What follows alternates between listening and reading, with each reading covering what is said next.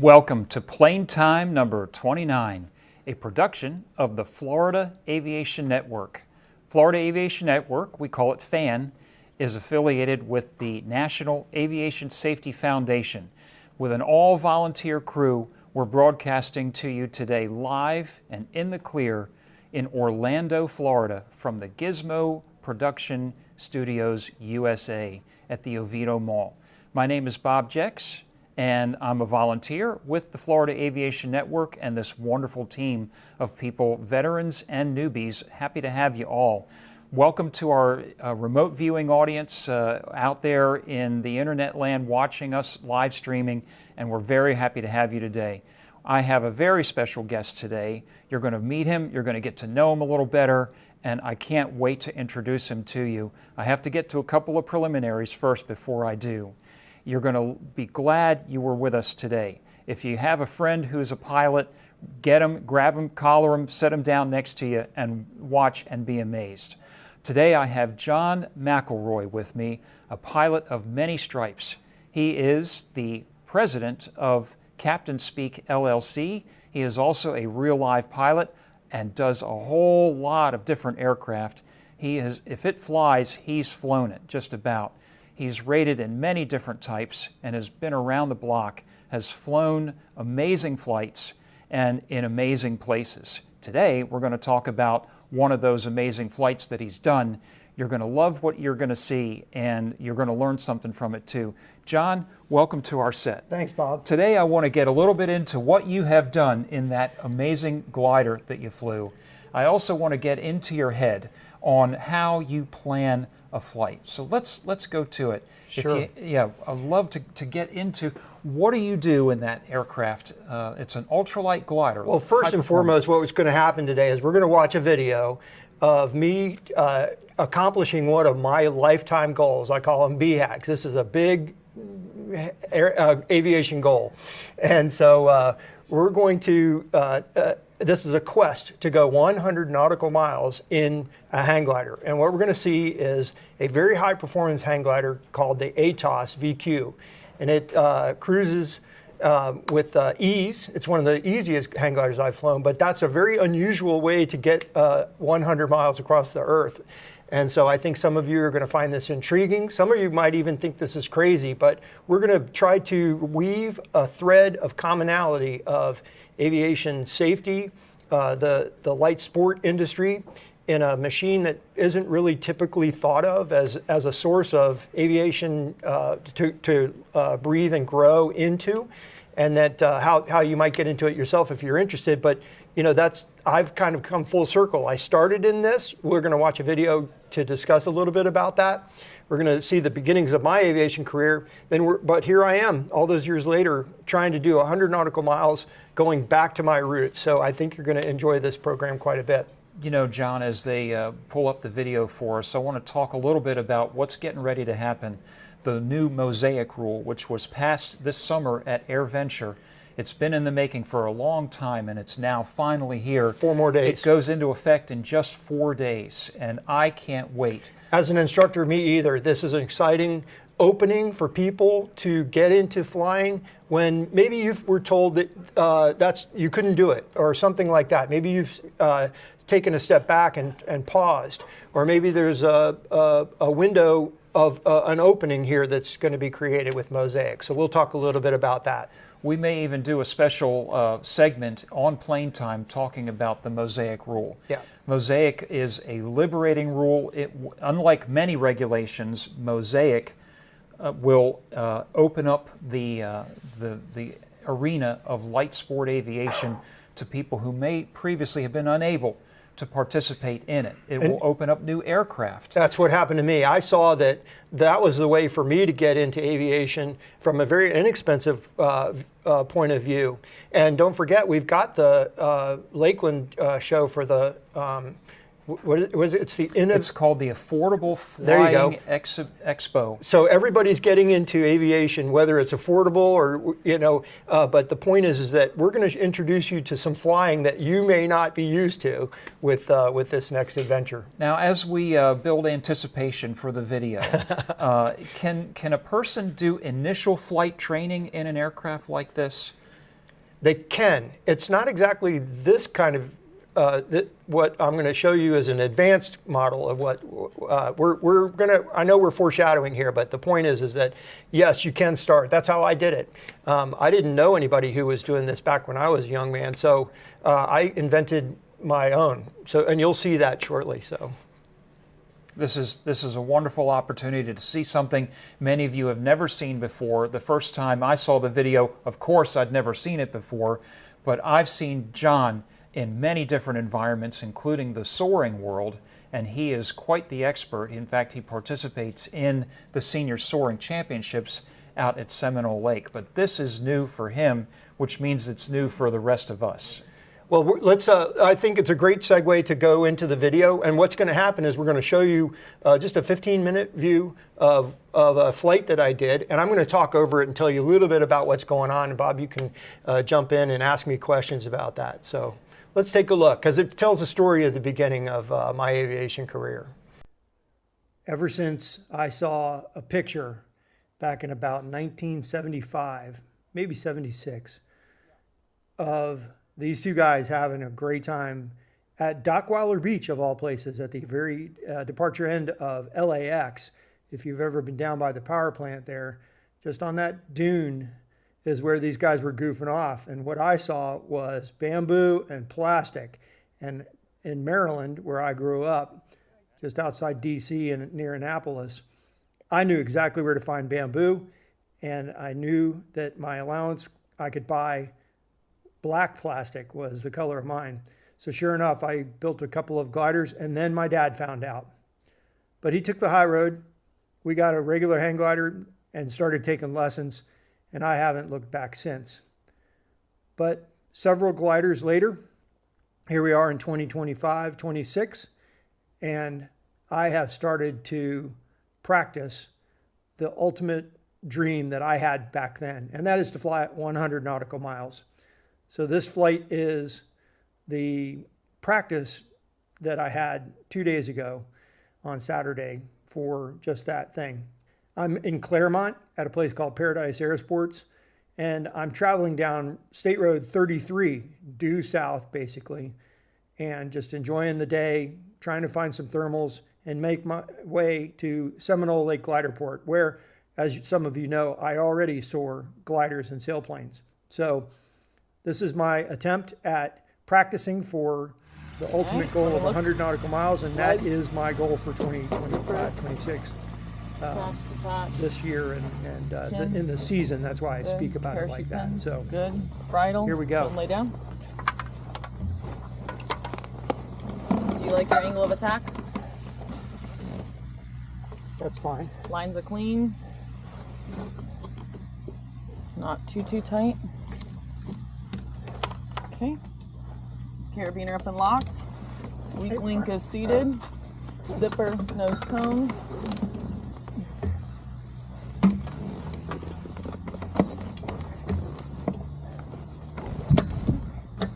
Is VG set?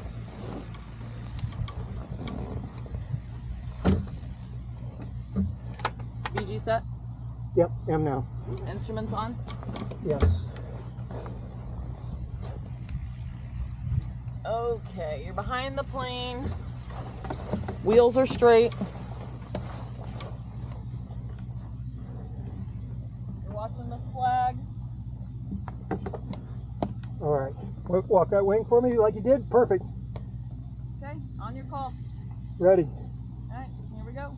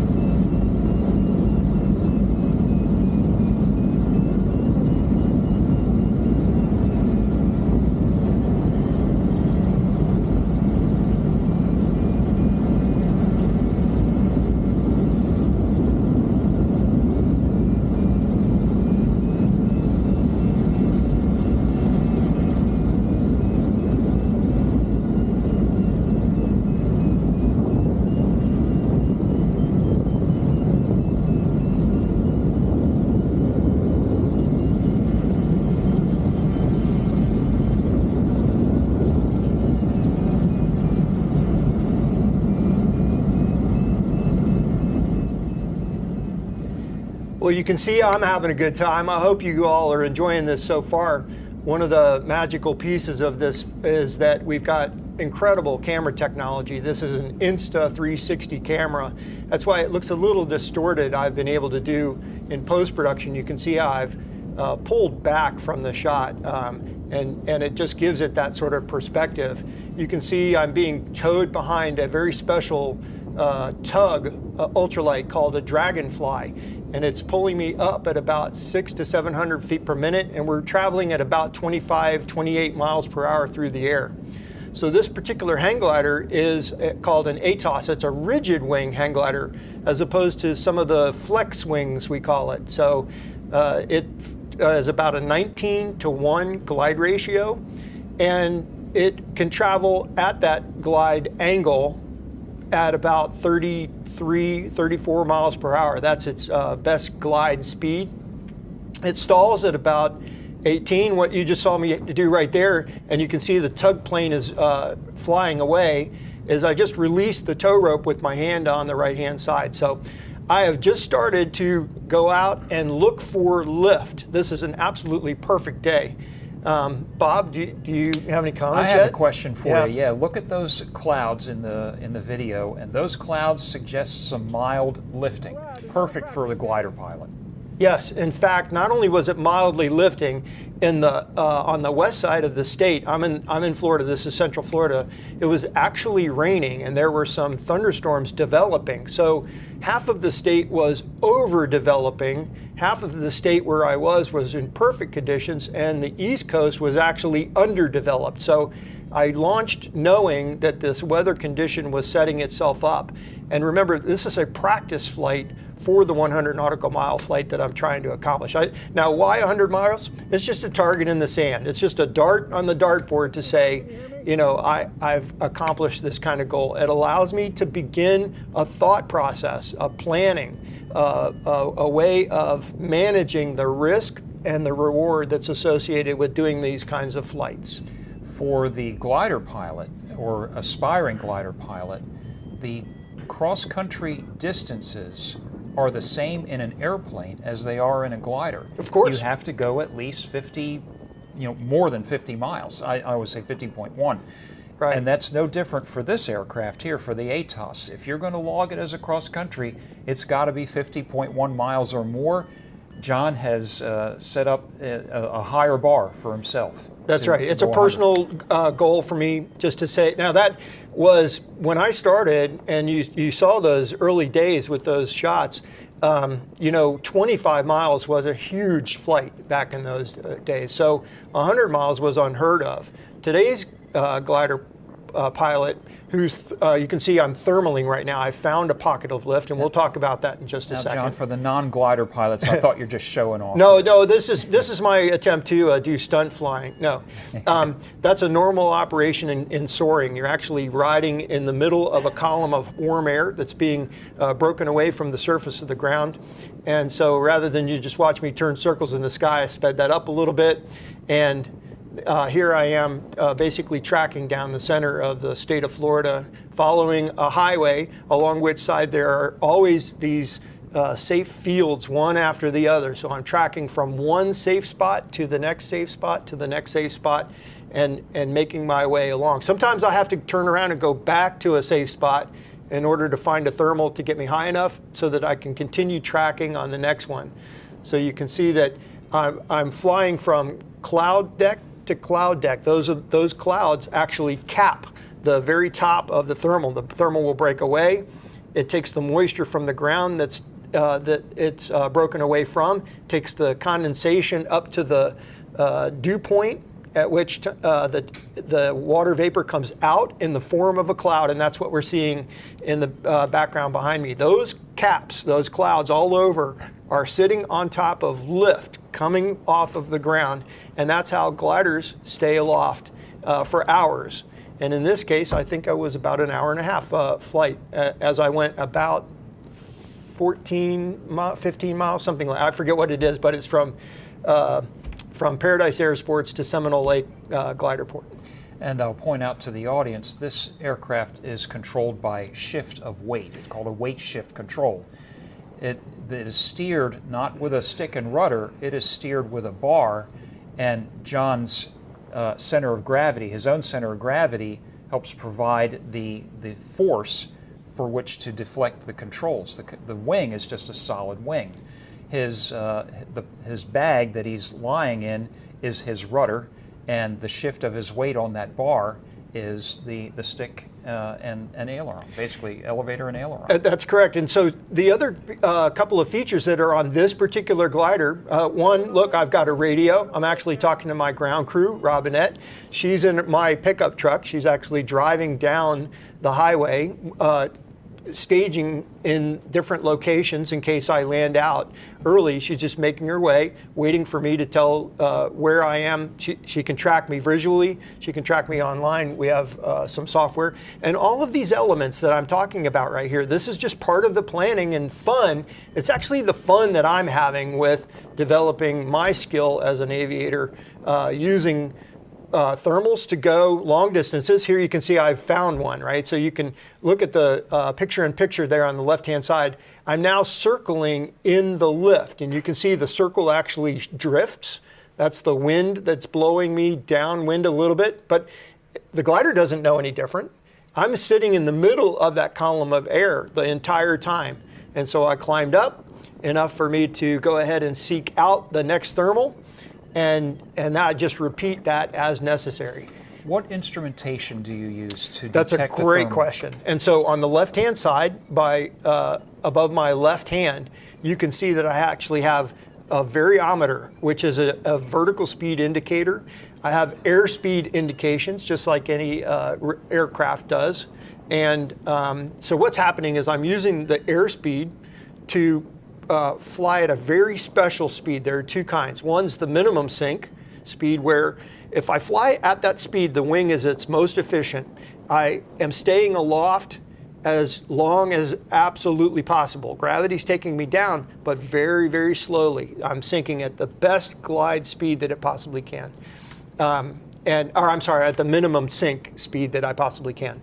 The next speed is I'm lowering the nose and I'm going a little faster, and I'm cruising at the best glide speed, so it gives me the maximum angle. And I'm using those two speeds, going back and forth between staying aloft as much as I can and cruising as best that I can to make my way. You can see under the right wing now that I'm approaching the Seminole Lake glider port.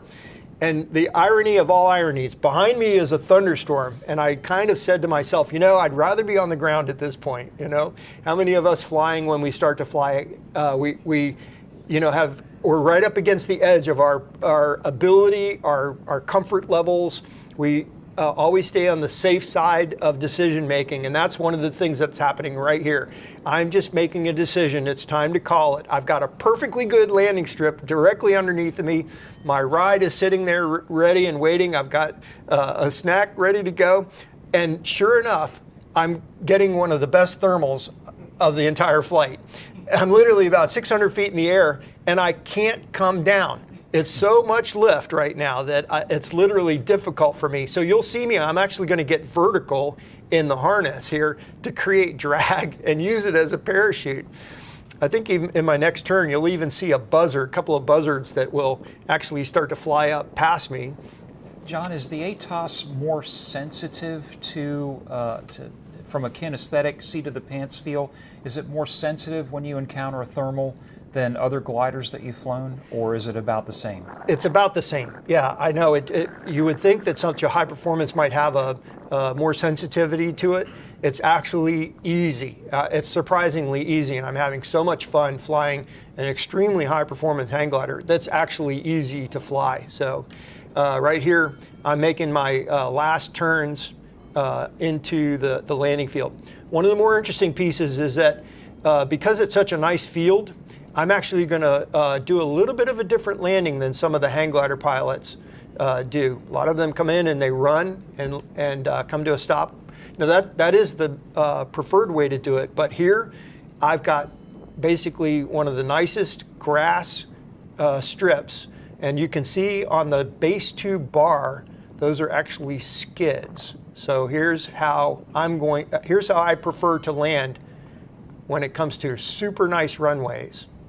And again, for the audience, it looks like he's going sideways, but it's That's just the camera distortion angle. due to the optics. Yeah, there you go. So I hope you enjoyed coming along for that ride. Again, this is just a practice session for a quest that I have of going 100 miles. How about What that? an amazing aircraft. You bet. What an amazing aircraft. So much fun. So much fun. I hope you liked that. Thank you very much. And can we see that on YouTube anywhere? Or? That's on my channel, on the real John McLeroy, and it's my quest for 100 nautical miles. You'll see it. I think maybe we can put that up at least on the Florida Aviation Network website for sure. What sort of qualifications or training does a pilot have to have in order to fly one of those, an aircraft like the ATOS? So hang gliding has basically formed its own organization, the United States Hang Gliding Paragliding Association, USHPA. They operate under the auspices of Part 103 ultralights. This isn't a certification like you would get a licensure. It does have the structure of student pilot. We call them Hang 1, Hang 2, Hang 3, Hang 4, and Hang 5 for beginner, novice, intermediate, advanced, and master pilot. So you have a series of steps to learn, a series of steps that you can perform, some examinations that you have to accomplish and basically show and demonstrate. There's the written test, so it's very similar in those regards where you're following a syllabus, you're talking with instructors who know what's going on. These days, when you fly with your instructor, you're actually taking a tandem ride and you're flying together with someone. It's not like when I learned where you went by yourself. You can still do that. There are places that teach coming off of the top of the hill like that. But mostly here in Central Florida, we don't have a lot of hills. We've got basically all flatland. So we do tandem flying. You're being towed up by the Dragonfly. You've got your instructor, he's literally right next to you in another harness, and the two of you are flying together. You're learning how to shift the weight left and right for your turns. You're learning how to pull in to go faster, how to push out to go slower. Then you start to explore the edges of flight. And so that's what it is. It's USHPA allows you to follow along on the syllabus that gives you ratings that you've demonstrated your proficiency at, and then you can begin to go around the United States and around the world to do some really interesting flying. So yeah, I recommend looking that up. So we've got... This sounds like an excellent way to diversify one's portfolio of ratings and experience. Well, we just had gliders. Tyler come here, right, from Piedmont Airlines, and we've got, this guy who's looking for diversification in the type of flying that people do, right? There's people that just fly and they're getting the ratings and that's all they know. Well, go find a hang glider pilot. Go find a hang glider school, and maybe diversify into that. Yeah. But maybe take advantage of the mosaic stuff and that gets you started into something like light sport aviation. I teach in. I have a specialty company, CaptainSpeak, which specializes in light sport aviation with the experimental and light sport amphibious. So we land on the water as well as land on the land, and we have a lot of fun with that. I know we've flown together. We had some fun. Yes, we have. I had so much fun. Yeah. When you're with John flying a Sea Ray amphibian, you are in excellent hands. And I'm telling you, we could go all day long just talking about the Sea Ray and amphibious operations. Well, you brought up something real quick, and that is, I want you to know that having fun is always the tiebreaker with me. So we've got a structure for which you can accomplish what you need to do. I always have a plan for normal, I always have a plan for abnormal, and then I have a plan for the emergencies. That's what people talk about with safety. That's where I go with it. But honestly, for me, Bob, it's about the fun factor. If we're talking about whether the wind's too much wind or is it too much wind, you have that question in the back of your head. I hate the tickle that's on the back of my neck if I take off and I'm not sure. So I always say to myself, am I going to have fun today? That's really the tiebreaker when it comes to making proper decisions for aeronautical decision making and your personal minimums. So a plan for normal, a plan for abnormal, and have a backup plan in case things absolutely don't go right. But make sure you're having fun along the way. And So you use a personal minimums checklist, and you have your minimums. They're probably different for each aircraft that They you are. fly, Yeah. but the philosophy is the same. Yeah, 100%. And that doesn't change. So I fly professionally. I fly jets professionally. I've been in the airlines. I've taught in the airlines and all of these different things. But the point is that we all have that same commonality in terms of the thread that weaves it all together. You've got to have that structure. And as a new pilot coming through, I don't care whether you start in hang gliders, you start in light sport, or you're going into general aviation part 23, later part 25 airplanes. What I mean is, Cessnas and single engine, you're going into multi-engine, general aviation. And now you go into the airlines, you're going to see that safety thread play out throughout your entire career. And you need to understand that that's a tiebreaker. The fun factor is a tiebreaker when it comes to the fun that you're having, but it is the safety of what's normal, what's abnormal, and how you're going to manage that when it comes to being a professional. It's not negotiable. You need to know what they expect you to do once that happens. But to your point, Bob, is I think you're building that foundation really early on. And so these great opportunities that are getting ready to come up with Mosaic and people's ability to go out and fly, don't forget, you're going to still apply those safety foundations for managing risk by setting an expectation of this is what I expect to go correctly. If it doesn't, then this is what I plan on doing about it. And that way you're keeping yourself safe, you're keeping your friends and your family, you're not hurting anybody's, your airplane gets pushed back in the hangar with nothing wrong with it.